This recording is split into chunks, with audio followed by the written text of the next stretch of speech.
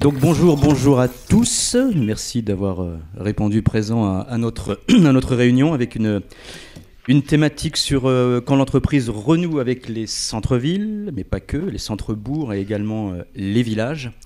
Et le rôle des marieurs, pour s'être consulté hier soir, on adore ce terme puisque effectivement vous allez voir qu'il y a plein de choses qui se font et il y a des initiatives qui font se marier, se rencontrer des organismes, de l'humain également et tout ça en direction des centralités.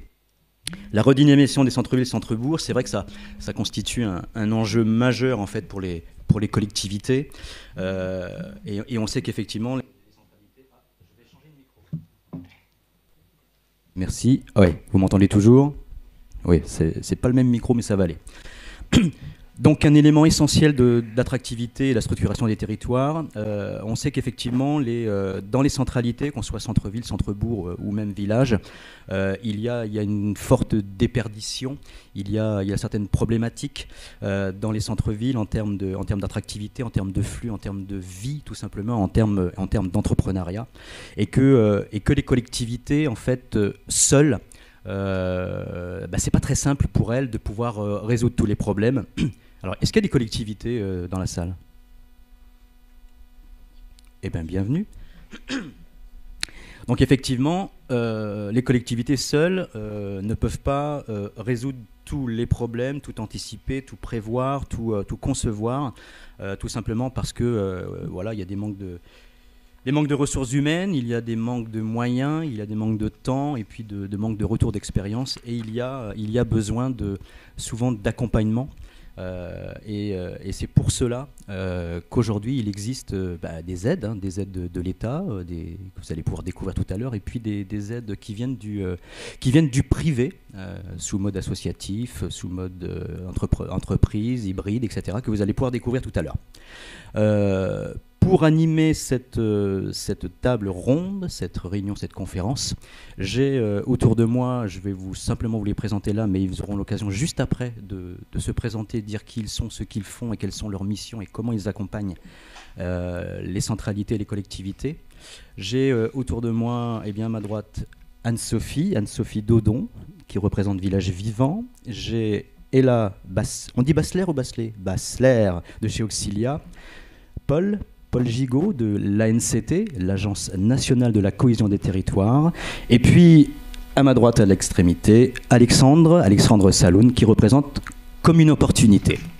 Et moi-même, je suis Pascal Loisel de la structure au La Belleville. Donc nous aurons juste après l'occasion de vous présenter dans le détail ce que nous faisons et qui nous sommes.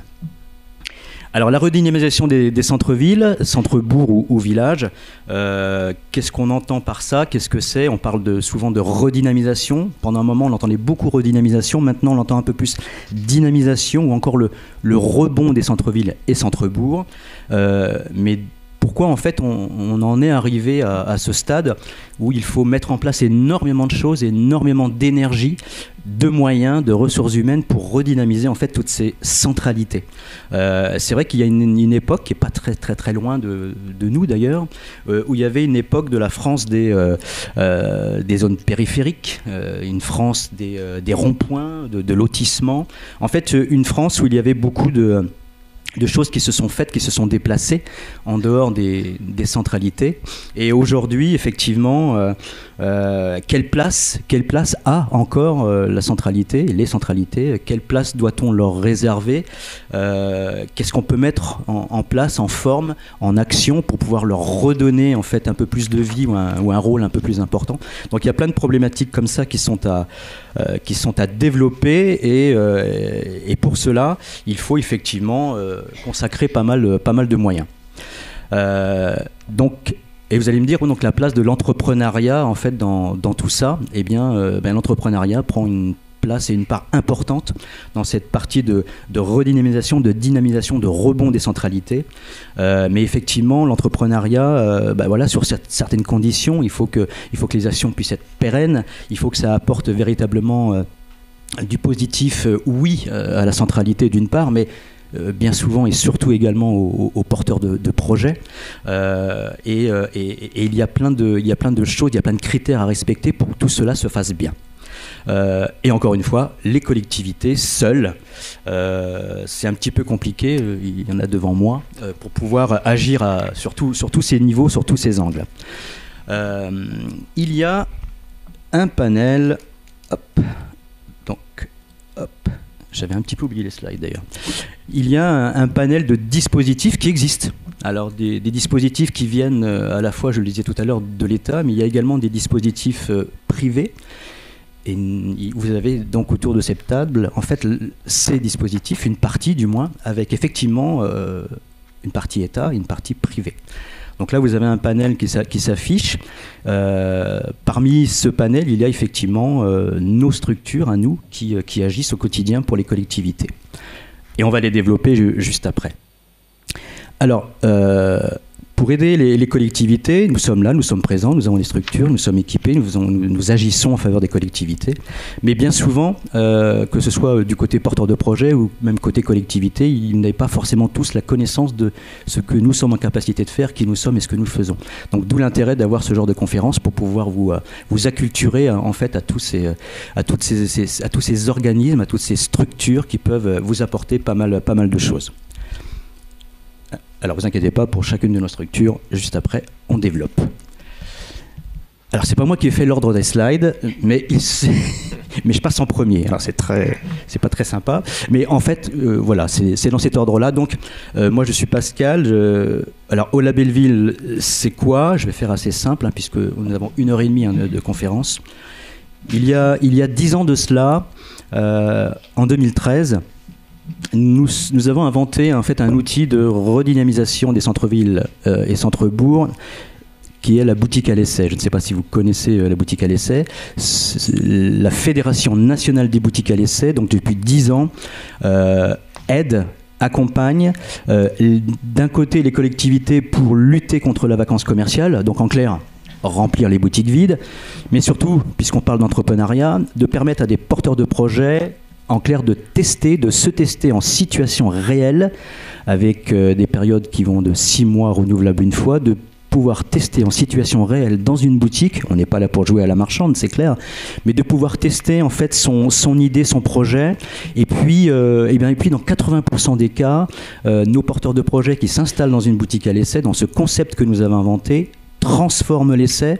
En ce moment, on parle beaucoup rugby, donc j'aime bien ce mot. Donc 80% des porteurs de projets transforment un essai, ça veut dire qu'ils restent dans la boutique et deviennent un commerçant ou un artisan normal, traditionnel. Donc ça, c'est important. Donc vous voyez, l'entrepreneuriat, quand on parle de commerce, quand on parle d'artisanat, quand on parle de centralité, il y a un véritable intérêt. Et voilà, l'entrepreneuriat fait donc bien partie de la redynamisation des centres-villes et centres-bourgs. De cette boutique à l'essai, avec donc permettre à des porteurs de projets de se lancer, de créer, d'être accompagnés avant l'ouverture, à l'ouverture et post-ouverture de leur établissement, en centralité bien sûr, nous ne travaillons qu'en centre-ville et en centre-bourg. Et bien voilà, donc ça permet à des centre-ville d'avoir des nouveaux commerçants, des porteurs de projets de créer et de pouvoir perdurer puisqu'il y a un accompagnement. Mais pendant ces 10 années, nous avons parcouru en fait tout le territoire national, même en Outre-mer. On a eu la chance d'aller travailler en Guyane, à l'île de la Réunion, etc. Et bien, pendant ces 10 années, les collectivités nous ont dit c'est bien, mais on a besoin d'autres choses, on a d'autres problématiques que l'on rencontre au quotidien, et c'est pour cela qu'on a créé une deuxième structure qui s'appelle Ola Belleville. Et Ola Belleville, en fait, accompagne, conseille les collectivités pour le développement de l'attractivité de leur territoire. Et quand on parle d'attractivité, on parle forcément centre-ville, centre-bourg, commerce, entrepreneuriat, et puis des porteurs de projets à qui on facilite en fait l'arrivée dans les centres-villes. Alors nous, à Ola Belleville, on fait tout cela, on accompagne, on coach ces fameux managers de centre-ville, managers commerce qui sont là pour faciliter les porteurs de projets à s'implanter, mais pas que, à manager, à dynamiser leur ville. Et quand on parle d'entrepreneuriat, eh bien nous, en complémentarité des boutiques à l'essai, à Ola Belleville, nous accompagnons les collectivités pour la mise en place boutiques éphémères, les fameux pop-up stores, où effectivement, encore une fois, on permet à des porteurs de marque, à des créateurs de s'installer pour des périodes beaucoup plus courtes dans des centres-villes. Et puis, effectivement, à chaque fois qu'il y a un nouveau porteur de marque et créateur qui s'installe dans un pop-up store, on crée de l'animation dans un centre-ville et en même temps, on apporte de la nouveauté en termes de commerce, d'entreprise dans les centralités. Donc voilà ce que nous, au Label Ville, nous proposons. Et vous voyez bien le lien entrepreneuriat et centralité. Il y a un vrai lien et il y a un vrai enjeu en fait, et ça fait véritablement partie de ce que ont besoin en fait les collectivités pour leur centre-ville et centre-bourg. Paul, je crois que c'est à toi maintenant pour nous faire une petite présentation des actions de l'État, Action Cœur de Ville, Petite Ville de demain. On va vous éclairer là-dessus, Paul. Merci Pascal. Donc Paul Gigot, je suis chef de projet au sein de l'Agence nationale de la cohésion des territoires et plus particulièrement au sein de l'équipe qui assure l'animation, la gestion et le déploiement des fonds de restructuration de locaux d'activité. Au-delà de ça, donc, en quelques mots, qu'est-ce que c'est que la NCT? Donc, la NCT, c'est l'Agence nationale de la cohésion des territoires qui a donc été créée au 1er janvier 2020 et qui vise donc à accompagner et renforcer la présence de l'État par rapport aux collectivités territoriales et se veut donc une fabrique à projet qui vise un appui en ingénierie à disposition des collectivités et qui assure l'animation et le déploiement et le suivi au niveau national d'un certain nombre de programmes qui contribuent ou qui se veulent contributeurs de la redynamisation des centres-villes et centres-bourgs. Alors parmi ces programmes, les deux plus intéressants pour nous aujourd'hui, ça va donc être Action Cœur de Ville et Petite Ville de demain, dont vous avez sans doute déjà entendu parler. Donc en quelques mots, donc, l'idée de ces programmes, ça va être de permettre au sein donc, des territoires qui ont été sélectionnés, de permettre et d'accompagner la définition et l'affirmation d'un projet de territoire sur une période plus ou moins longue, de mobiliser l'ensemble des acteurs locaux, donc acteurs locaux, les collectivités locales, les chambres consulaires, la Banque des territoires, éventuellement les établissements publics d'aménagement ou établissements publics fonciers s'ils sont présents sur le territoire, etc., ainsi que l'ensemble du tissu économique, des bailleurs sociaux, etc., qui peuvent contribuer à la réalisation et la concrétisation de ce projet de territoire.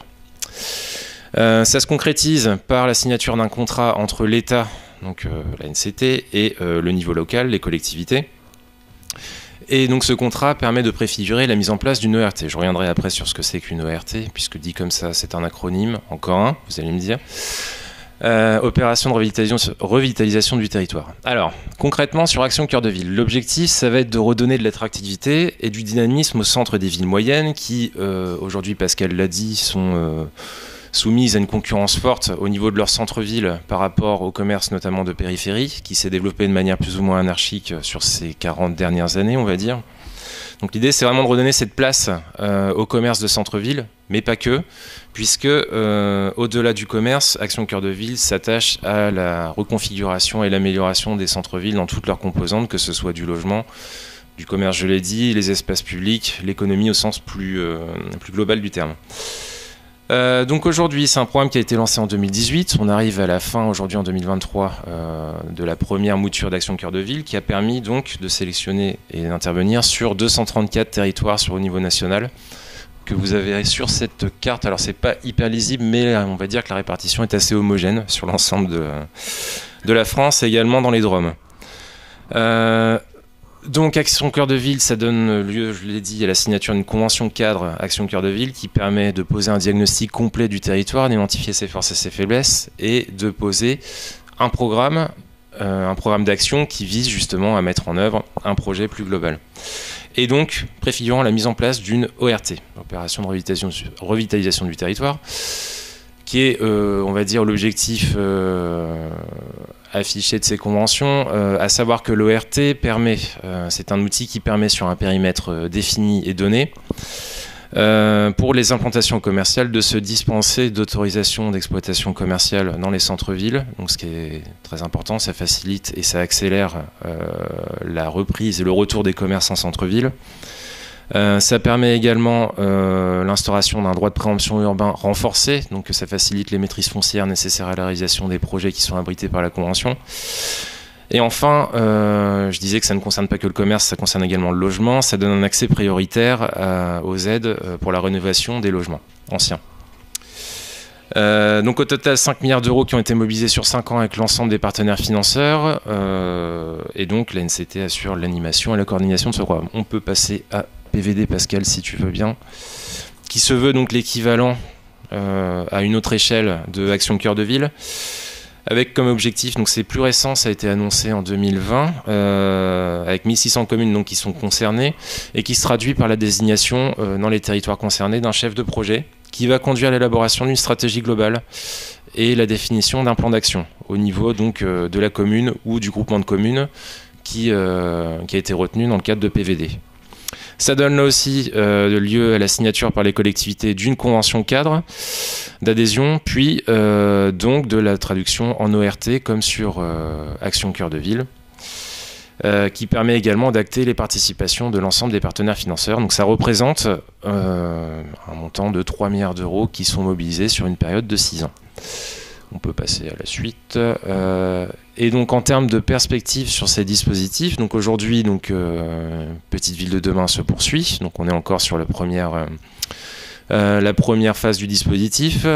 Action Cœur de Ville, on est actuellement en train de préfigurer Action Cœur de Ville 2, avec notamment l'extension du périmètre Action Cœur de Ville aux entrées de ville, qui connaissent là aussi des dysfonctionnements qui ne vont pas être forcément les mêmes que ceux qu'on rencontre en centre-ville, ce qui paraît assez logique. Néanmoins, l'objectif, c'est bien de pouvoir trouver un juste équilibre et un juste milieu entre l'amélioration des entrées de ville sans remettre en question toutes les actions qui ont pu être réalisées dans le cadre d'Action Cœur de Ville 1 au niveau des centres-villes et centres-bourgs. Et enfin, un troisième dispositif qui a été annoncé récemment par la ministre Dominique Faure, le plan Village d'avenir, qui a pour objectif donc, de répondre aux besoins des communes encore plus petites. Puisque PVD, on est sur des bourgs, donc des bourgs qui représentent une certaine centralité. Là, on va encore aller au niveau en dessous. Et concrètement, ça se traduira par le déploiement sur l'ensemble des départements de 100 chefs de projet pour accompagner les communes rurales qui en exprimeront le besoin. Je laisse donc la parole au suivant, qui est, je ne sais plus. Ça sera Alexandre. C'est parfait.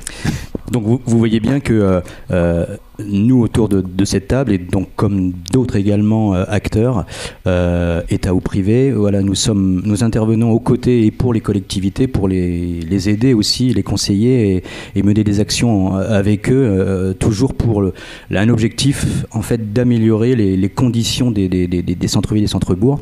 Et vous allez certainement, je pense, aujourd'hui découvrir pas mal de nos actions et c'est un point très important parce que il y a plein de choses qui se font pas naturellement et on voit par exemple qu'il y a bon nombre de porteurs de projets qui cherchent à créer, qui cherchent à s'implanter.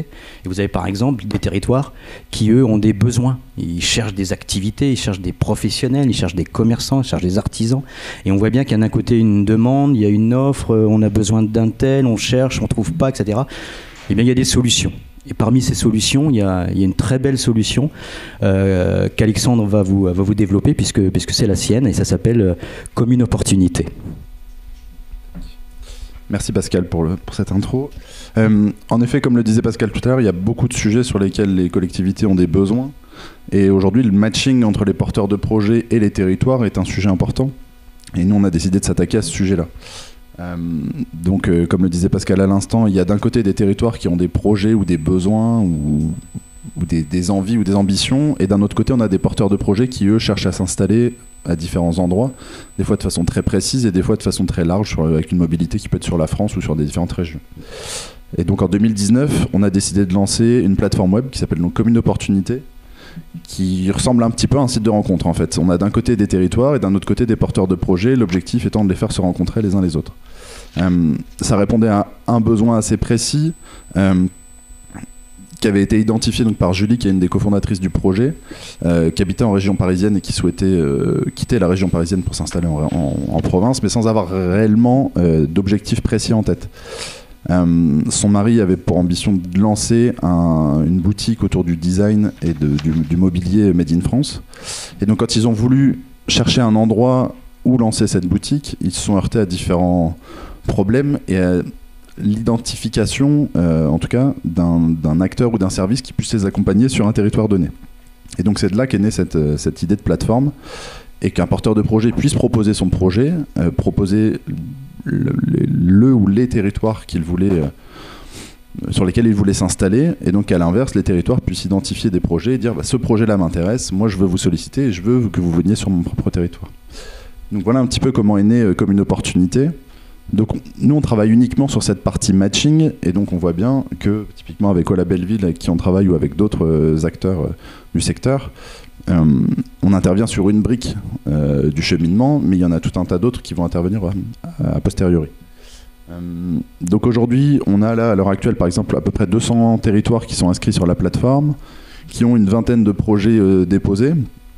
Et à l'inverse, on a aussi 200 projets aujourd'hui, de porteurs de projets actifs qui cherchent eux à s'installer. Donc l'idée c'est de faire rencontrer ces porteurs de projets et ces territoires.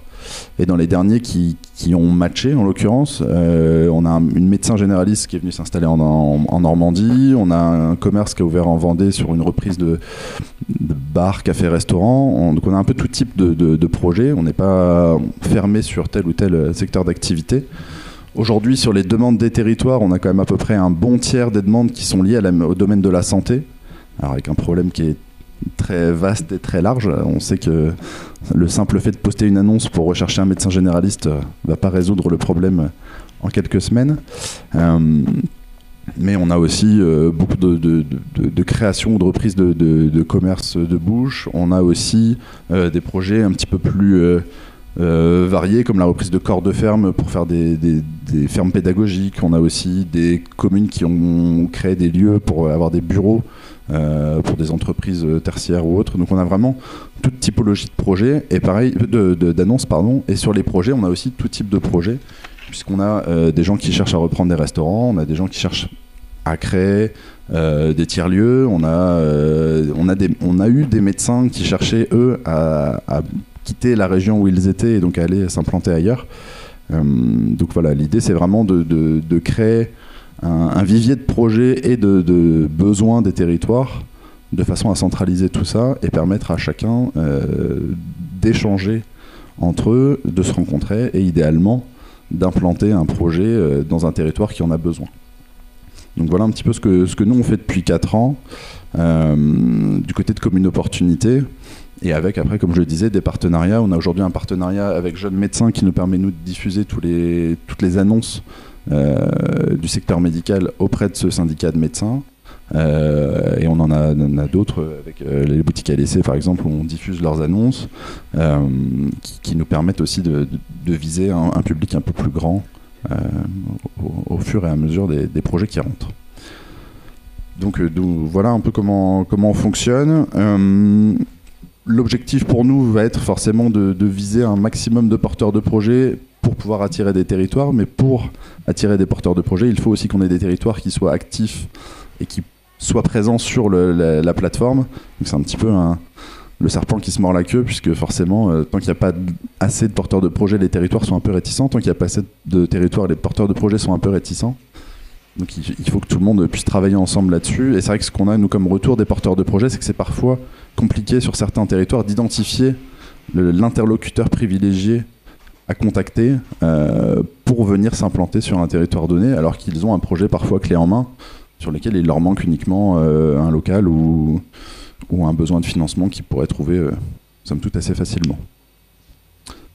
Voilà pour ma part. Merci Alexandre. J'aime bien le site de rencontre.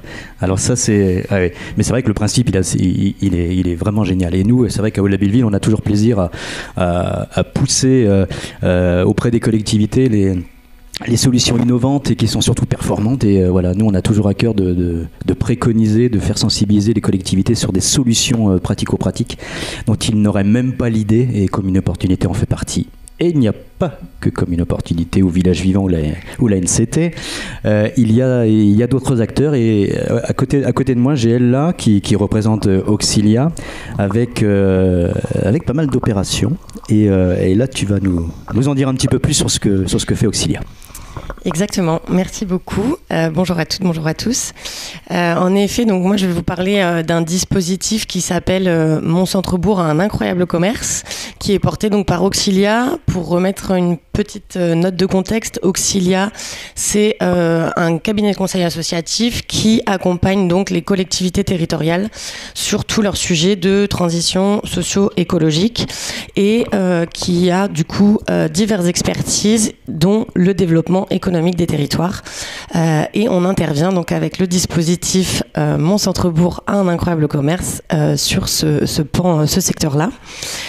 Donc ce dispositif, il a été créé il y a quelques années pour différents objectifs. Le premier étant de pallier la vacance commerciale. Donc on peut le voir, on a des objectifs en commun avec les autres initiatives. Et un des autres objectifs était bien sûr d'aider des porteurs de projets à accélérer leurs projets. Et donc, l'idée qu'a eu donc Auxilia, c'est de créer ce dispositif autour d'un événement pour que ce soit très concret. Donc, j'imagine que ça parle à certains, par exemple, les hackathons. Donc, pour les startups, c'est un peu le même principe, mais pour des commerçants ou des artisans.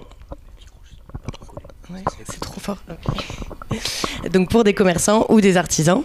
Et donc l'idée c'est que pendant 36 heures, des porteurs de projets se retrouvent donc avec des experts de l'accompagnement, de la création d'entreprises. Donc une grande partie sont ici, j'imagine. Je reconnais même quelques visages. Et du coup, l'idée c'est vraiment d'être accompagné par ces experts et également donc par les acteurs de la collectivité, de la ville en question, pour qu'ils puissent avancer et accélérer sur leurs projets. Ce dispositif, c'est un petit peu également, comme disait Alexandre, pour Commune Opportunité, c'est vraiment une étape dans le développement de la ville en question et on arrive vraiment comme une petite brique pour lancer une dynamique qui est ensuite développée par la ville elle-même. Ici, vous avez donc quelques chiffres sur le programme, parce que du coup, c'est un programme donc, qui a été développé à l'origine pour des villes Action Cœur de Ville, qui maintenant se concentre beaucoup plus pour des villes, petites villes de demain. On a donc fait d'ores et déjà une 60aine d'éditions vraiment partout en France. On essaye de quatrier au maximum le territoire. Le programme, il est conventionné avec la Banque des Territoires et également notre partenaire, c'est également le Bon Coin, d'où le fait qu'on essaye de quadriller au plus le territoire. Vous voyez un petit peu les projets qu'on a majoritairement, ça va être des projets donc alimentaires ou métiers de bouche, mais également culture et loisirs, donc qui sont les projets les plus présents dans nos programmes. Avec, on est assez content des résultats. On a à peu près un projet sur deux qui ouvre après l'événement. Et sur ces projets-là, on a à peu près 85% après 3 ans qui sont toujours en activité. Donc dans la ville en question, bien sûr, qui a fait partie de l'événement. Et au niveau des tendances qu'on remarque, on est aussi assez fiers et contents que les porteurs de projets qui sont des commerçants artisans, parfois un petit peu plus éloignés des actualités, prennent en compte les mutations actuelles du commerce qui sont le zéro déchet par exemple, ou le circuit court, le care and cure, ces choses comme ça. On a envie vraiment de les initier à tout ça, mais on remarque qu'ils le sont déjà d'eux-mêmes, donc ce qui est déjà très chouette. Donc suite à ce dispositif qu'on a mis en place, on a récemment on a décidé de l'adapter également sur la demande de certaines collectivités pour en faire des événements, donc des marathons comme on les appelle, avec de nouvelles thématiques. L'idée donc c'est par exemple là on a sur 2023-2024 organisé avec le syndicat mixte de la vallée du Lot, donc dans le Lot-et-Garonne, 5 événements sur 2 ans à thème. Donc un marathon par exemple prochainement qui va avoir lieu sur le thème du tourisme ou encore de l'agriculture, alimentation. L'idée étant d'aider ces collectivités à accompagner des projets dans des secteurs qui sont également en mutation et directement liés au commerce. Donc c'est des secteurs qui s'entraident et qui se développent l'un avec l'autre. Et également dans la continuité de l'accompagnement de toutes ces villes, on a tout récemment, en début de semaine, inauguré la première boutique Incroyable Commerce en Seine-et-Marne, qui est donc dans l'idée d'accompagner toujours les villes qui ont dans un premier temps participé à des marathons généralement.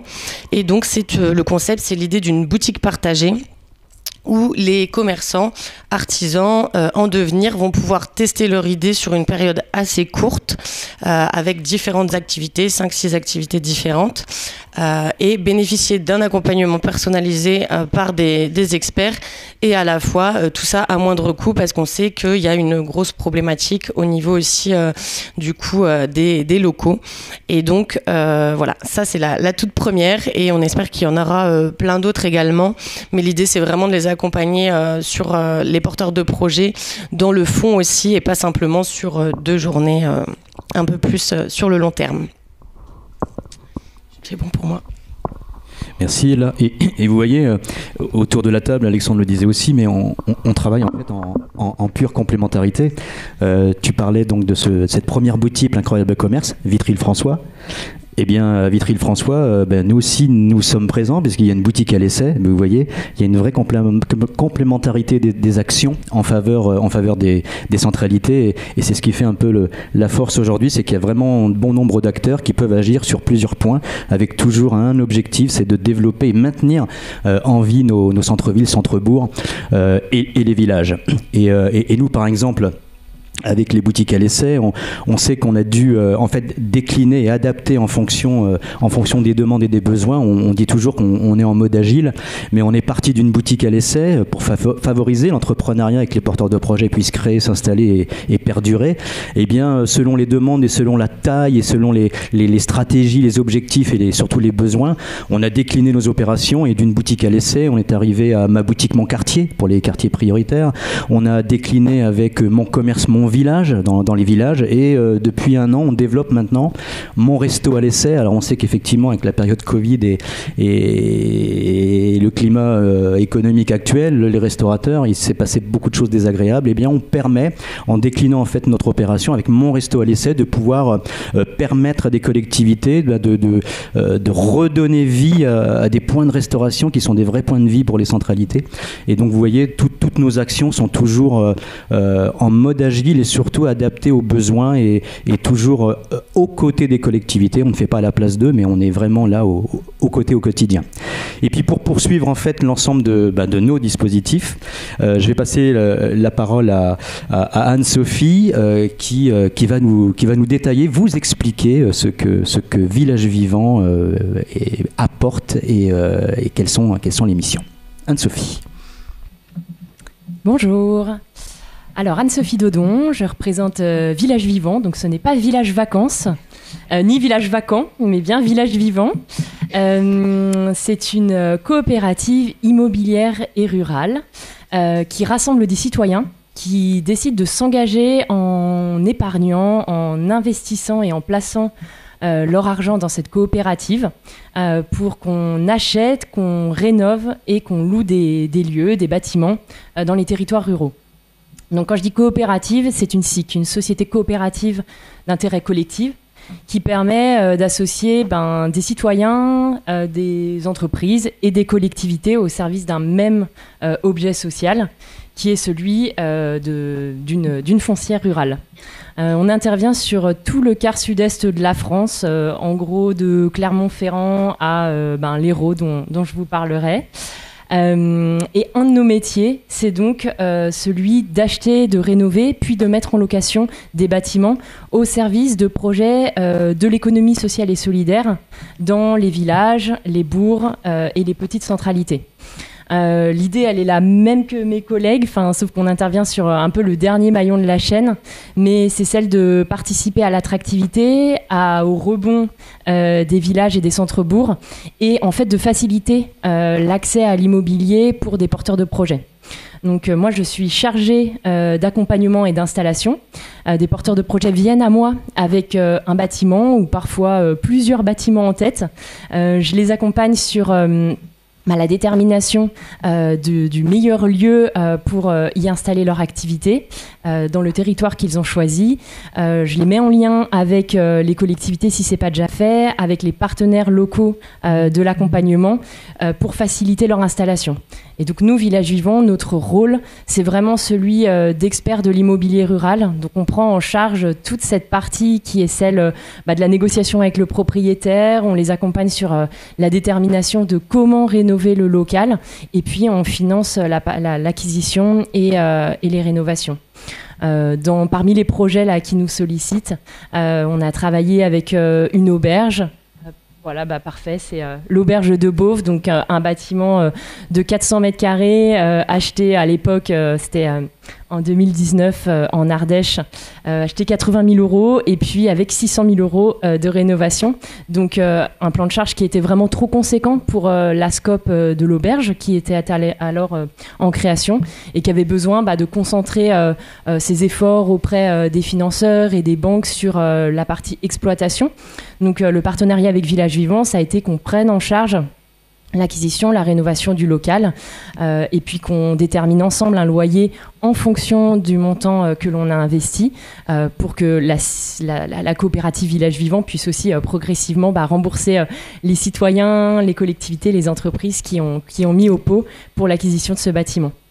Ça représente aujourd'hui une vingtaine de lieux, donc sur une dizaine de départements en France, comme je le disais, sur le quart sud-est de la France, dans des communes qui vont de 500, alors l'auberge de Beauve c'est 700 habitants, et puis jusqu'à environ 10-15 000 habitants, donc des territoires qui vont être concernés par le programme Petite Ville de demain, par exemple. Et puis on a une deuxième activité, c'est celle d'accompagner les collectivités, mais aussi les porteurs de projets sur de l'ingénierie pour réactiver des lieux. Donc ce sont des collectivités qui nous sollicitent soit pour participer à l'élaboration d'une stratégie globale sur comment réhabiliter les bâtiments, les locaux vacants, les cellules commerciales inutilisées, mais également les friches de centre-bourg et de centre-ville. Et puis d'accompagner des collectifs qui parfois sont déjà propriétaires d'un bâtiment, qui sont par exemple dans le montage d'un tiers-lieu, mais qui peinent à finaliser le plan de financement, à travailler sur la rénovation du bâtiment, et puis peinent à passer l'étape supérieure. Donc on intervient sur, comme je le disais, un niveau peut-être plus stratégique au niveau de l'accompagnement territorial, parfois un niveau très opérationnel sur comment accompagner une collectivité à acheter, rénover et puis réactiver, remettre dans le circuit de l'immobilier un bâtiment en particulier.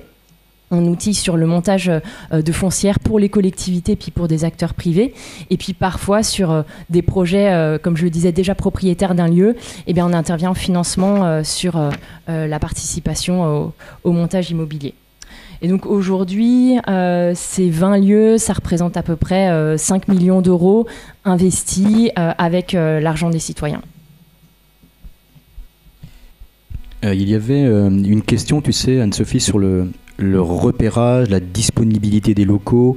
Je pense que tu as des exemples, toi, de situations qui étaient complexes à l'origine, mais il y a eu effectivement des issues positives. Est-ce que tu peux nous donner quelques exemples ? Alors, parmi les exemples que j'ai, ce sont des propriétaires récalcitrants ou difficiles à contacter et à joindre. Donc là, il y a un vrai maillage entre le porteur de projet qui repère le bâtiment, la collectivité qui parfois a déjà les contacts ou par lequel, grâce à un élu en charge de l'urbanisme, ou souvent il y a des sachants en fait dans les communes que l'on sollicite pour engager en tout cas un premier contact avec les propriétaires. Et puis Village Vivant va être vraiment plutôt l'acteur autour des négociations, des discussions, en apportant une certaine caution, solidité qui facilite l'achat du bâtiment par rapport à une scope en création qui arriverait sans plan de financement, sans acteur peut-être bancaire autour de la table. Donc voilà, on va être sur déjà faciliter la mise en lien et puis ensuite apporter du crédit pour l'achat d'un bâtiment. Et puis d'autres exemples aussi, c'est des porteurs de projets qui ont vraiment de la difficulté à identifier quels vont être le bon local, et puis qui au début arrivent avec une ambition énorme. Voilà, j'ai repéré un bâtiment de 800 mètres carrés pour installer une boulangerie, c'est incroyable.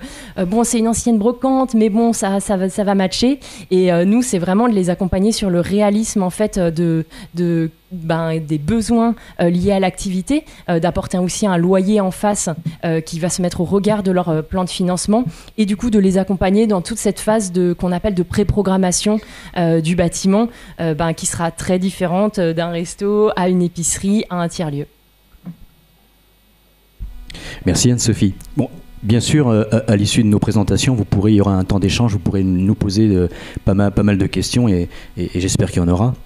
Donc vous avez vu, au quotidien, on est là pour soutenir les collectivités, on est là pour faciliter, c'est un mot qui revient souvent chez nous aussi, faciliter les porteurs de projets à pouvoir se lancer dans leurs idées, dans leurs projets, et de créer. Et là, on va aborder un sujet qui est en fait l'immobilier commercial. Est-ce que c'est vraiment un sujet plus qu'important? Et là, Paul, en termes d'immobilier commercial, c'est là que l'ANCT peut être sollicitée. Oui, on se veut facilitateur en fait dans le cadre de la maîtrise foncière et de la concrétisation des projets de réimplantation commerciale. J'ai parlé tout à l'heure donc de l'action de l'ANCT sur les plans nationaux, donc ACV, PVD, qui consiste essentiellement sur une synergie, une coordination entre les acteurs pour permettre de définir des plans de financement, des programmes d'aménagement, etc. Là, on va rentrer dans quelque chose de beaucoup plus concret, qui sont donc les fonds de reconquête commerciale. Donc, qui sont des fonds qui sont donc gérés par l'agence, qui permettent d'aller subventionner le déficit d'opérations de réimplantation commerciale dans des territoires en difficulté. Aujourd'hui, donc en 2023, on est à 61 millions d'euros. 61 millions d'euros. Oui, c'est ça. Qu'est-ce que je raconte? N'importe quoi. 61 millions d'euros en 2023 pour la reconquête commerciale des territoires les plus fragiles, qui se décline en 3 dispositifs distincts. Un premier, donc, qui est le FRLA, le Fonds de restructuration des locaux d'activité. J'y reviendrai dessus tout à l'heure. 24 millions d'euros pour lancer cette année une expérimentation visant la transformation environnementale des zones commerciales périurbaines. Je vous passe l'acronyme qui du coup est barbare. Et 12 millions d'euros pour soutenir l'installation de commerces multiservices sédentaires ou itinérants dans les zones rurales. Donc si on peut poursuivre sur le FRLA, donc c'est un dispositif qui a été lancé en 2021 sur une première enveloppe de 60 millions d'euros, qui a donc été reconduit cette année sur une enveloppe moindre, mais on voit qu'il y a plusieurs autres dispositifs qui sont venus compléter cette première offre.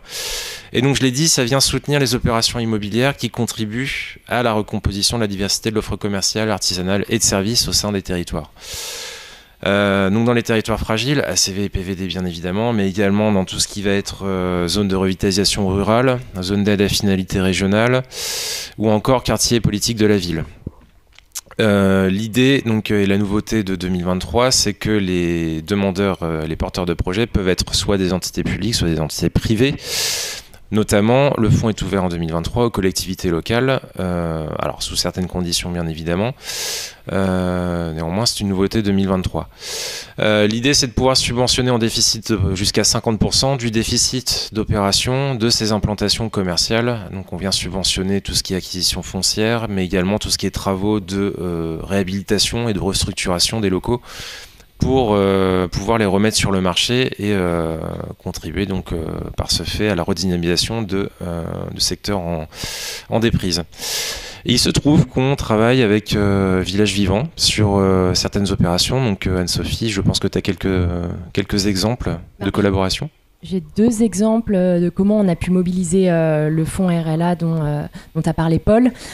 Sur la première enveloppe, nous, on a bénéficié d'à peu près 1,5 million pour une quinzaine d'opérations. À titre d'exemple, ça a vraiment permis de travailler sur des rénovations énergétiques plus performantes et puis sur des mises aux normes, bien sûr, du bâtiment au service des activités, tout en maintenant des loyers qui étaient soutenables pour des activités en milieu rural qui bénéficient d'une attractivité aussi du territoire qui est plus faible qu'ailleurs, plus détendue. À titre d'exemple, donc une épicerie qui travaille sur le bio et les circuits courts dans la Drôme, sur la commune de Lucandiwa, d'une petite commune de moins de 1000 habitants. Cette épicerie a bénéficié donc sur un plan de financement d'environ 600 000 euros, de 180 000 euros de fonds RLA. Donc c'est vraiment considérable pour pouvoir mener une opération immobilière à bien dans un contexte d'augmentation des coûts des matériaux.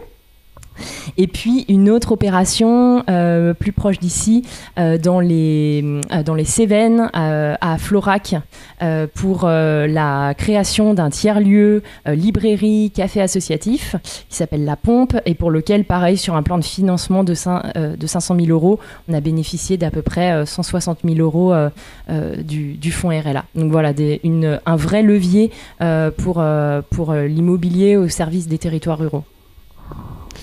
Merci, oui, effectivement. Donc, alors, je disais, le fonds est ouvert à tout type d'opérateurs publics et privés.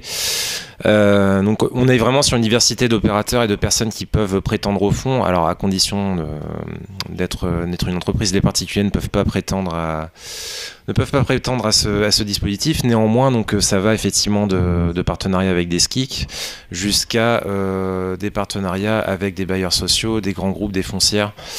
Des établissements publics d'aménagement, des SEM, des SPL. Voilà, on brasse très large et c'est vrai qu'on est sur un panel d'intervention qui est assez intéressant.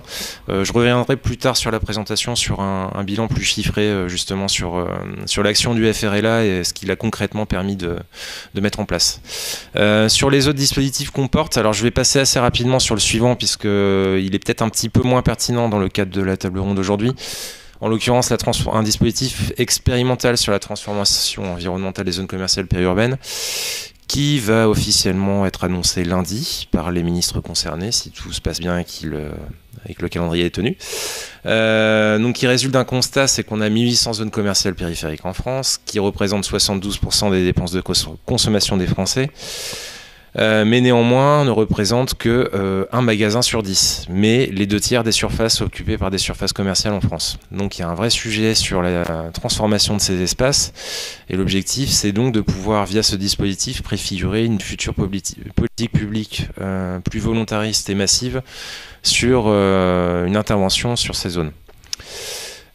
Troisième dispositif qui est sans doute plus intéressant, ça va être le fonds de soutien à l'installation du commerce en milieu rural, puisque donc, c'est un nouveau dispositif qui a été déployé à partir de mars de cette année, et qui là s'adresse à des territoires qui sont soit totalement dépourvus de commerce, soit dont les commerces en présence ne répondent pas aux besoins de première nécessité de la population, et qui ne disposent pas d'une offre commerciale dans un rayon de moins de 10 minutes, on va dire à la grosse, en voiture, à proximité. Donc l'idée, c'est, comme le FRLA, de pouvoir contribuer sur des projets de réimplantation commerciale dans ces territoires aujourd'hui désertés, et de pouvoir subventionner ces implantations jusqu'à 50% du déficit dans la limite d'un plafond de 50 000 euros, puisqu'on est sur des petits commerces, des petites implantations, qui néanmoins revêtent d'un intérêt certain pour les territoires concernés.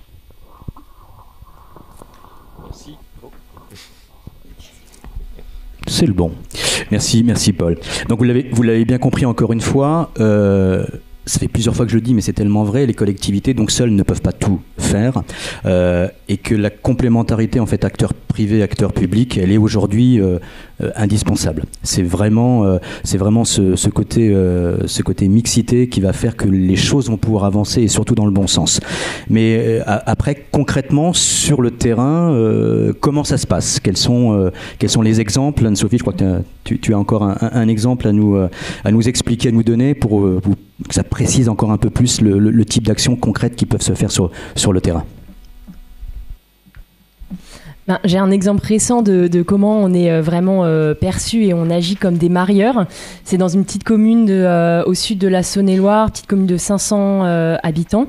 Un couple de porteurs de projets qui souhaitent s'installer pour reprendre la boulangerie-épicerie pour laquelle les cédants étaient en train de partir. Donc ça, c'était il y a 6 mois. Le maire est complètement désespéré parce qu'en fait, c'est vraiment le dernier commerce de la commune et les services ont progressivement fermé sur le territoire. Et en fait, on a donc travaillé en synergie avec le maire de la commune, la technicienne au niveau de la communauté communauté de communes en charge du programme PVD sur des centralités un peu plus grosses sur ce territoire-là. La préfecture, qui était aussi représentante du dispositif de l'ANCT sur ce territoire rural. La Banque des territoires présente, les porteurs de projets, et puis moi-même.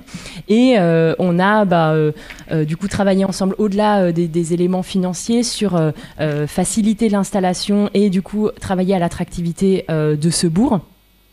Notamment en travaillant sur la signalisation et puis la communication auprès de tous les partenaires économiques sur le territoire, et puis en travaillant à la transition entre la boulangerie qui était en train de fermer, une phase de travaux qui va durer forcément 6 à 9 mois avec les décalages qu'on connaît, et puis l'installation des nouveaux porteurs de projets. Donc là, il y a eu vraiment une synergie à différents échelons de la collectivité et puis jusqu'aux porteurs de projets et aux propriétaires fonciers représentés par Village Vivant.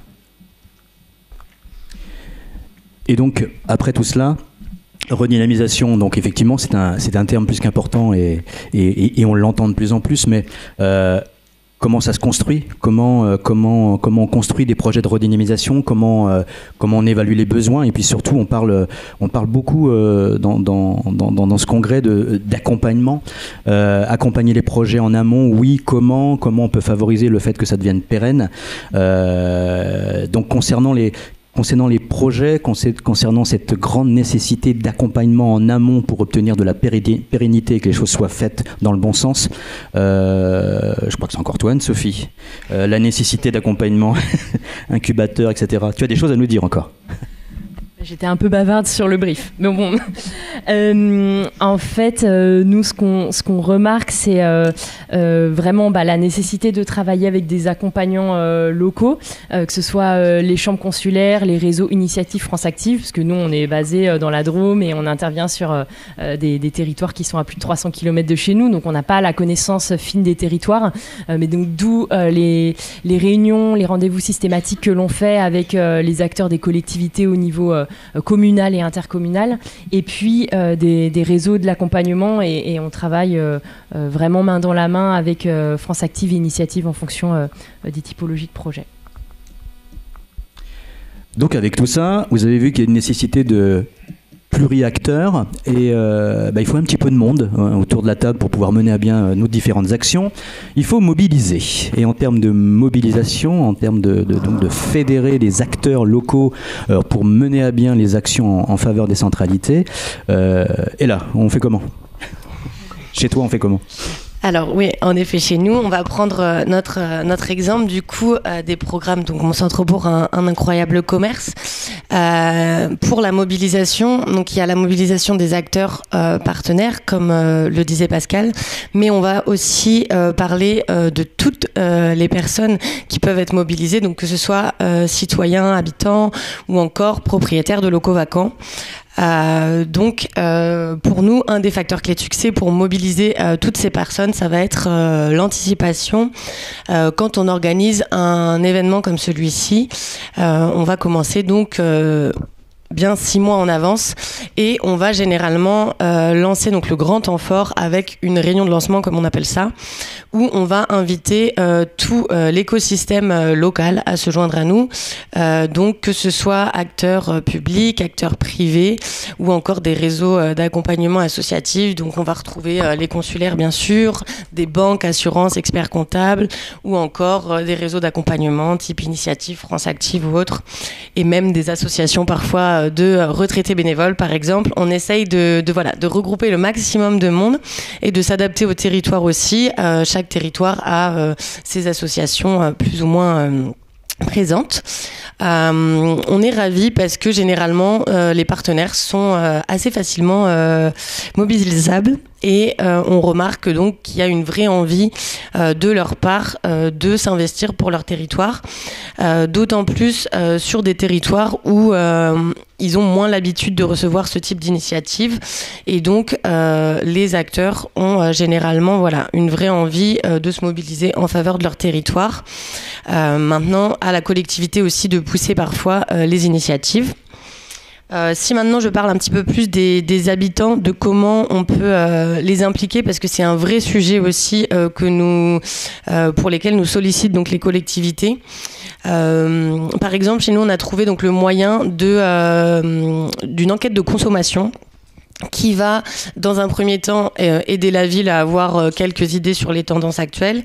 Dans un deuxième temps, à terme, le jour de l'événement, on va la communiquer aux porteurs de projets aussi pour voir s'ils sont bien sûr en accord avec les attentes des habitants et les tendances actuelles. Et ça nous permet donc, dans un premier temps, de communiquer autour de l'événement une première fois et surtout de les inviter vraiment à prendre part au projet, à l'initiative. Et donc, on les invite à plusieurs reprises le jour du concours à venir échanger avec leurs futurs commerçants ou artisans et de leur poser différentes questions. On a eu l'exemple à Cadillac, par exemple, en Gironde, où il y a un vrai facteur clé de succès aussi, qui est la communication, bien sûr, sur ce type d'excès événementiel. Il faut que la communication suive. Et là, pour autant, la ville a vraiment communiqué sur cette enquête de consommation à travers les réseaux, mais aussi en direct sur les marchés, distribution de flyers, dans les boîtes aux lettres même, ce qui fait qu'on a vraiment une grosse mobilisation des habitants et on a réussi à avoir une bonne vingtaine d'habitants le jour J, ce qui commence à faire déjà un petit collectif citoyen. Et pour terminer, il y a également les propriétaires de locaux vacants. Donc comme le disait Anne-Sophie tout à l'heure, c'est vrai qu'il y a une difficulté à ce niveau-là pour les villes de les contacter. Ils n'ont pas toujours leurs coordonnées et quand ils les ont, les propriétaires sont pas toujours à même de vouloir faire des travaux ou d'investir, malgré que les porteurs de projets soient prêts eux à s'investir dans ces locaux.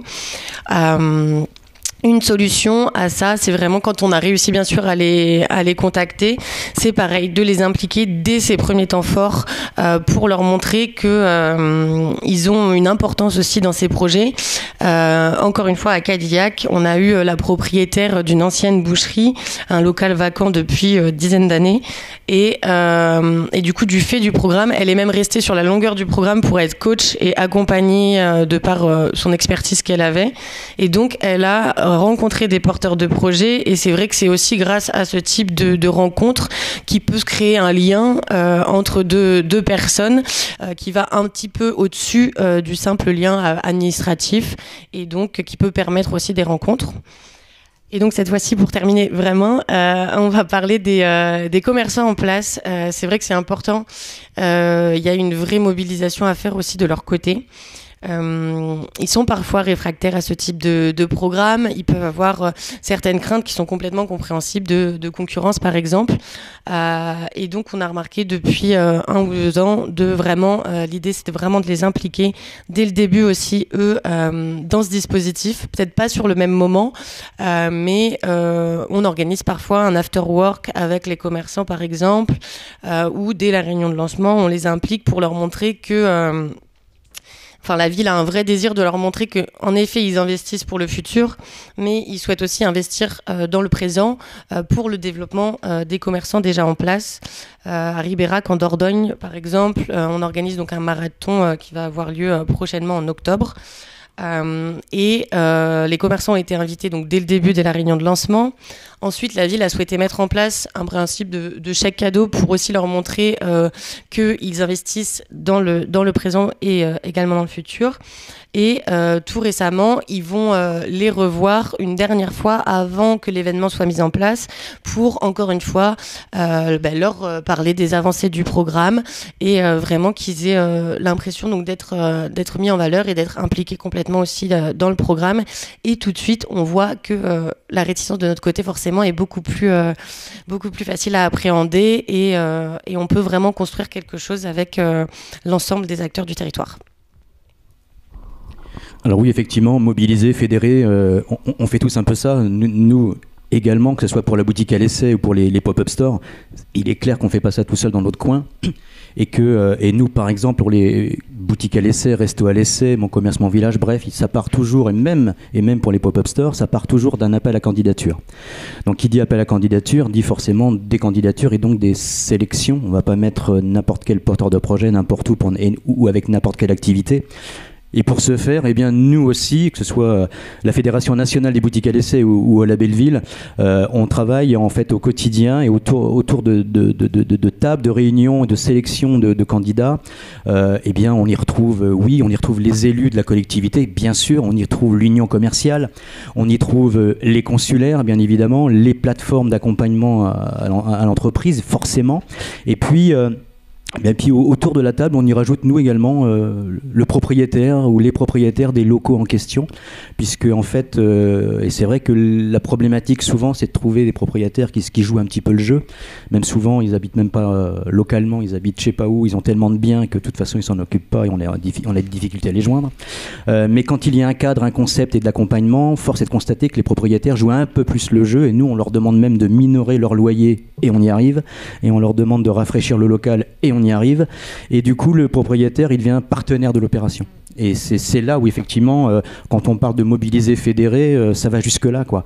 Et c'est pas nous avec nos super et magnifiques idées et concepts que l'on peut tout faire, non, c'est avec les collectivités, mais c'est avec effectivement les acteurs locaux. C'est vraiment un travail ensemble pour pouvoir aller plus loin et avancer, mais vraiment tous ensemble, ça c'est vraiment une particularité. Ensuite, oui, quand on est tous ensemble, je le redis encore, mais oui, la collectivité, elle peut pas tout gérer, elle n'est pas toujours à l'initiative des projets. Ça aussi. Et est-ce que ça change quelque chose si l'initiateur, par exemple, est différent, notamment en matière partenariale? Est-ce que ne pas être à l'initiative du projet, ou quel est l'initiateur du projet? Est-ce que ça modifie des choses? Est-ce que ça implique de remettre en cause certaines décisions? Est-ce que comment ça marche? Et ne pas être à l'initiative de tel projet, Paul, est-ce que tu peux nous dire quelque chose là-dessus? C'est vrai qu'en fait on a divers cas de figure. C'est effectivement souvent la collectivité qui se trouve face à un chancre urbain et qui va en faire quelque chose et qui du coup va lancer les démarches de recherche d'opérateurs, de partenaires, de consultation, pour essayer de trouver justement le bon opérateur pour réaliser l'opération, mais c'est pas toujours le cas, et notamment sur des petits territoires. Donc je pense notamment aux villes PVD où de plus en plus on voit justement des habitants, des usagers du territoire qui en fait ont cette réflexion en lieu et place de la collectivité, qui voit justement ces chancres urbains que la collectivité n'a pas forcément d'ailleurs les moyens de gérer, ou en tout cas de sécuriser dans les meilleures conditions, et donc qui s'emparent des sujets et qui développent des projets de revitalisation commerciale. Je pense notamment sur les communes alors ce sont des exemples, on en a d'autres, hein, mais sur les communes de Gisors dans l'Eure, ou Gourin par exemple dans le Morbihan, donc deux communes PVD où justement ce sont des habitants qui se sont constitués pour mener à bien des projets de revitalisation de commerce. Alors on parle de petites emprises, hein, on est sur 1 à 2 locaux maximum, pas nécessairement d'ailleurs pour la même activité qui était celle préalablement à l'intervention, mais qui néanmoins portent le projet et vont ensuite aller mobiliser la collectivité pour les soutenir et les accompagner dans le projet. Pour la NCT et pour donc les fonds de restructuration qu'on porte, le soutien, on considère que le soutien de la collectivité est indispensable dans tous les cas. Un projet de ce type, de surcroît dans un territoire restreint, donc type PVD, donc on est un petit bourg, un petit centre-ville, ce type de projet à son échelle va se voir, ça va être visible, ça va apporter de la dynamique, donc bien évidemment ça peut pas se faire sans le soutien plein et entier de la collectivité. Donc, mais ceci dit, oui, ça peut arriver que ce soutien arrive dans un second temps et que la collectivité soit pas directement initiatrice. Alors Alexandre, tu as aussi quelques précisions à nous apporter. Oui, c'est vrai que je parlais tout à l'heure de sites de rencontre entre porteurs de projets et collectivités territoriales, mais ça nous arrive aussi d'avoir des propriétaires privés, ou en tout cas des interlocuteurs privés qui ont des projets à reprendre ou à faire reprendre. Aujourd'hui, nous, sur Commune Opportunité, on a fait le choix de passer uniquement par les territoires et les acteurs locaux.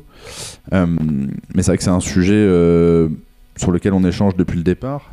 Parce que comment prendre en compte ces initiatives d'acteurs privés qui n'ont pas toujours l'envie de passer par les acteurs locaux présents et les territoires pour des raisons diverses et variées. Donc on s'est posé la question plusieurs fois jusqu'ici d'ouvrir la plateforme à ces acteurs-là. On ne l'a pas fait jusqu'ici. C'est vrai que c'est un sujet qui est en réflexion permanente chez nous.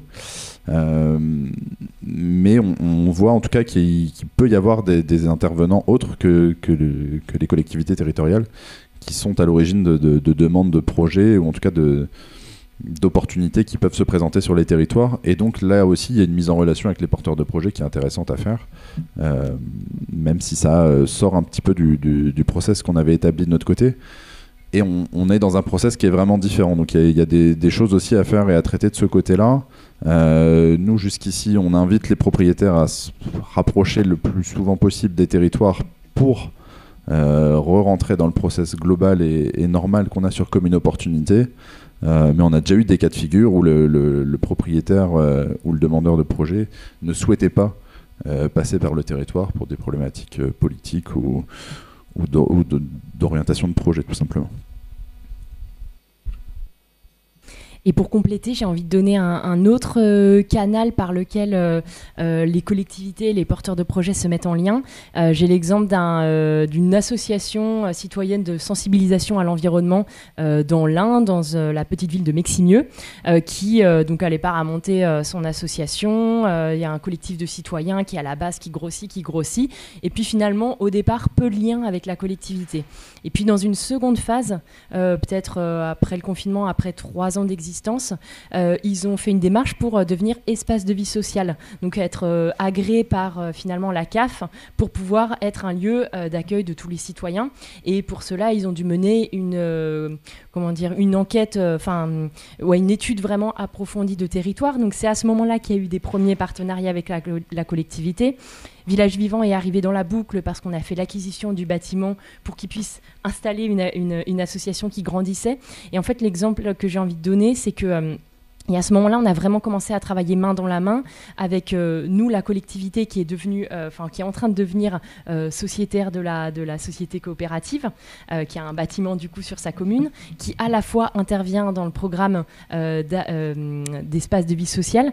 Et en fait, la collectivité a été mobilisée et s'est embarquée dans une seconde phase du projet, là où le projet était en train de se professionnaliser et de s'entourer de partenariats plus larges. Donc parfois, c'est aussi par, on appelle ça l'effectuation, ou en tout cas par des petites marches que la collectivité, que les acteurs commencent à se marier. Et moi, mon réflexe, c'est de me dire, c'est pas grave si c'est pas au temps zéro, mais qu'il y a vraiment aussi cette interconnaissance qui se fait avec le temps. Merci pour ces exemples bien précis qui imagent un peu plus nos propos.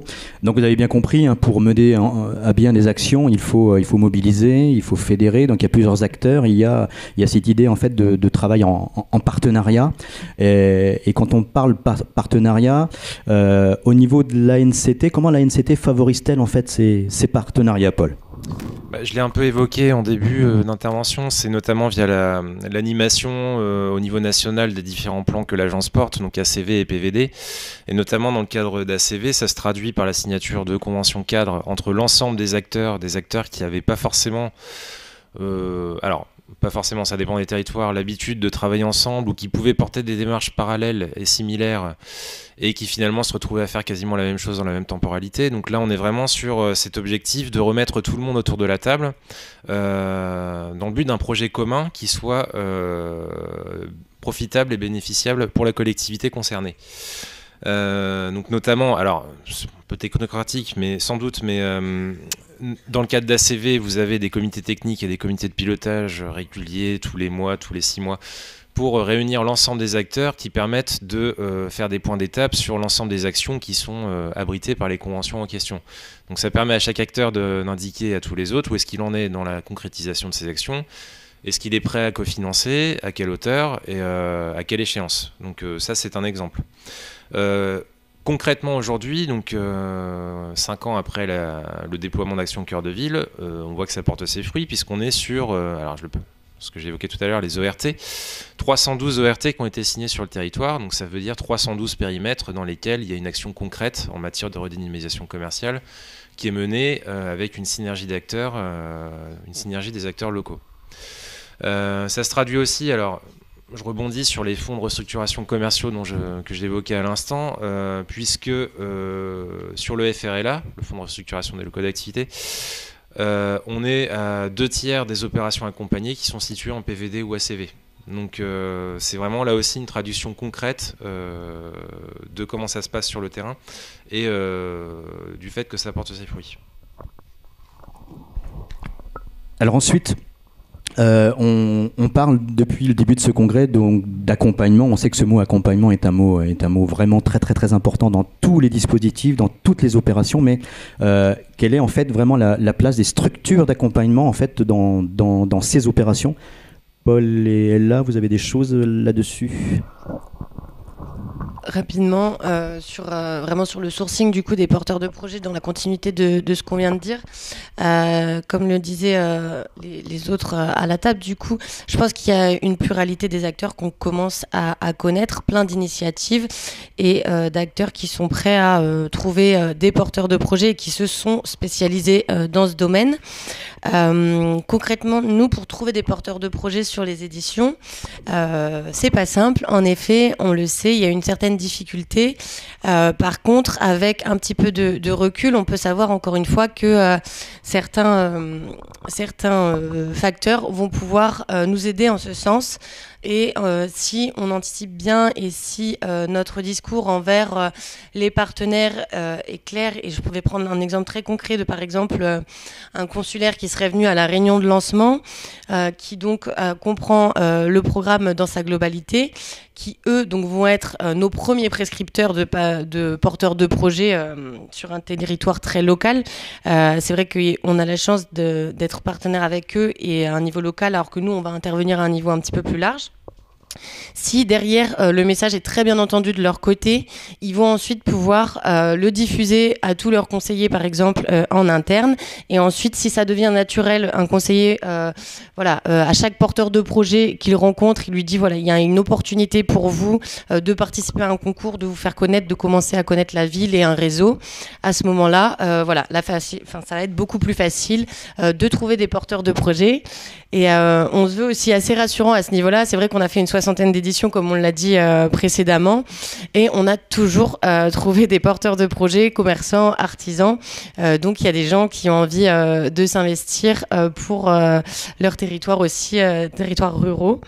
Et en effet, il y a des acteurs, j'aimerais citer par exemple Encore Store, qui est un de nos partenaires pour la boutique partagée, avec d'autres comme la CCI, Seine-et-Marne ou encore Le Bon Coin.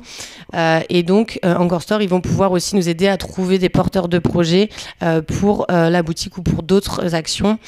Donc, je pense qu'il faut vraiment s'entraider et démultiplier les canaux pour essayer de trouver les bons porteurs de projets. Ouais, j'ajouterais pas grand chose. Je partage en fait le fait que c'est vrai qu'on est parfois confronté à la difficulté de trouver le bon porteur pour la bonne opération. On a des collectivités qui ont sans doute des exigences importantes, ce qui est normal quand on parle de revitalisation de centre-bourg, et trouver le bon porteur pour réaliser le projet qui va bien et qui permettra justement de redonner une belle image à ces centres-bourgs, c'est parfois un petit peu ardu, notamment dans des territoires qui sont peu dynamiques, donc qui font l'objet des programmes portés par l'agence. Donc c'est sans doute des outils qui seraient à parfaire, ou en tout cas déployés de manière plus massive en termes de base de données ou d'informations sur les porteurs de projets qui seraient en recherche d'une implantation, de pouvoir bien cibler le bon porteur pour la bonne implantation. Aujourd'hui, il y a peut-être un petit manque sur les outils d'identification de ces entreprises. Donc, en effet, et je rejoins ce que disent Ella et Paul sur ce sujet, la partie sélection des porteurs de projets. Donc nous, ça fait c'est 50% du projet, la partie base de données de ces porteurs de projets. C'est pas simple pour nous non plus de les identifier. On parcourt les écoles ou les salons ou d'autres événements sur lesquels on peut inciter des porteurs de projets, ou même des personnes qui sont encore à la base de réflexion sur leur volonté de s'implanter sur un territoire. Et c'est pour ça aussi qu'on a un projet qui est national. Aujourd'hui, on travaille nous, un petit peu sur le fait de dupliquer comme une opportunité sur des territoires plus ou moins gros et d'avoir leur propre comme une opportunité entre guillemets, avec la volonté tout de même de garder le site national, parce qu'on a des gens qui aujourd'hui, sur les deux exemples que j'ai cités tout à l'heure de la médecin ou de la reprise du commerce, pour le commerce en Vendée, c'était une personne qui était à la base à Cambrai, donc dans le nord, et pour le médecin, elle était du côté de Soissons, si mes souvenirs sont bons, pour arriver dans la Manche. Donc on a des personnes avec une mobilité qui est vraiment importante. Et donc il ne faut pas non plus se couper à ça et limiter le choix des porteurs de projets à des gens qui sont déjà sur le territoire ou à proximité. Eh bien, on arrive en fait au terme de cette réunion, de cette conférence. C'est bien entendu, si vous avez des questions, c'est le moment d'échanger avec nous. On est encore là avec vous. Ah, une question. Est-ce qu'on va vous entendre ?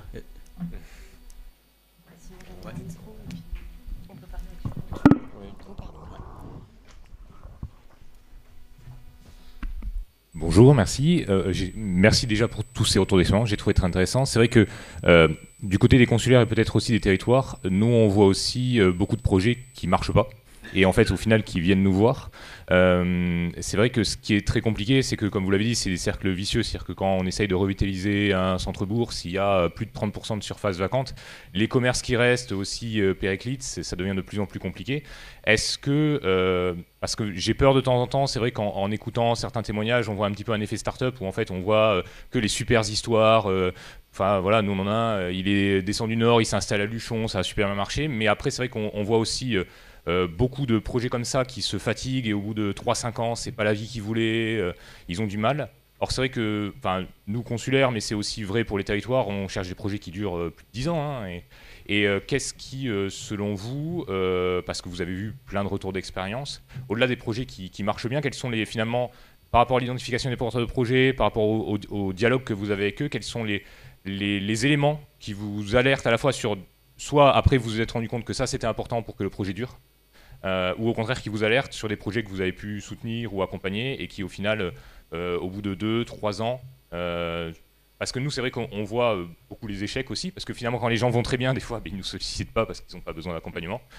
Donc de votre niveau à vous, au-delà effectivement de l'effet buzz, on voit des super projets, vous avez parlé d'une auberge, voilà, nous on voit un projet arriver comme ça, on voit tous les projets qui ont raté effectivement trop gros, et donc voilà, j'aimerais avoir votre retour d'expérience aussi à vous sur finalement par rapport au-delà de l'effet marketing de ce qui marche bien, quand ça n'a pas marché, c'était quoi qu'est-ce qui étaient les problématiques? Peut-être que vous aviez senti dès le début, parce que je pense que vous êtes capable de les voir des fois, et des fois vous devez aussi, je pense, vous l'avez dit, mettre le haut là à certaines personnes, le fameux boulanger, l'expérience que vous avez eue.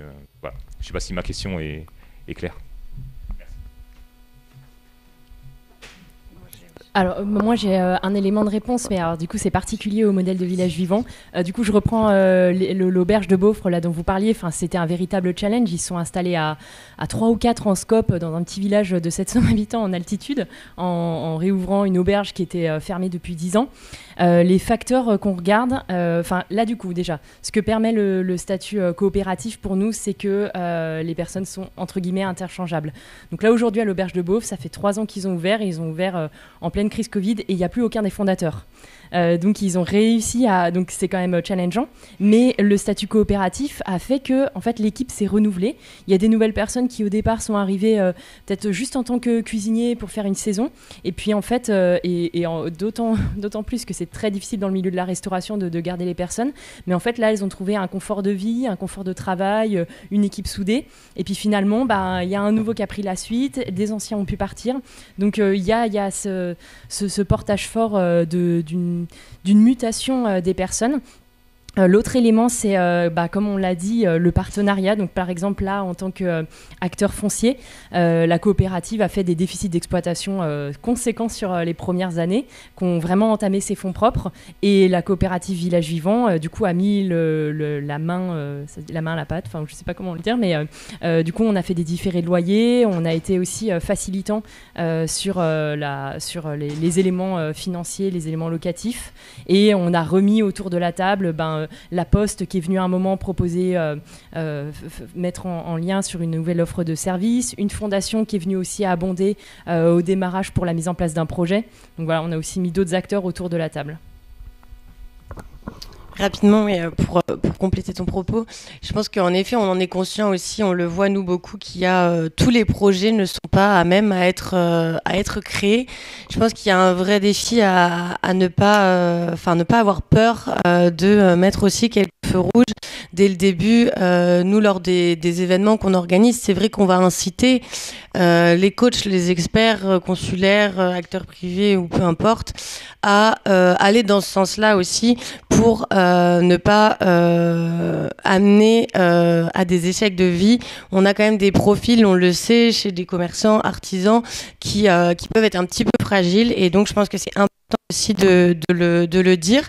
Et je pense qu'on tend, comme Anne-Sophie le dit, avec des scopes, avec des différentes structures, et moi je pense particulièrement aux pépinières commerciales, artisanales aussi, qui peut-être vont permettre à des profils un petit peu plus fragiles d'être accompagnés un peu plus sur la durée au début, pour être sûr que le projet soit consolidé avant vraiment de se lancer.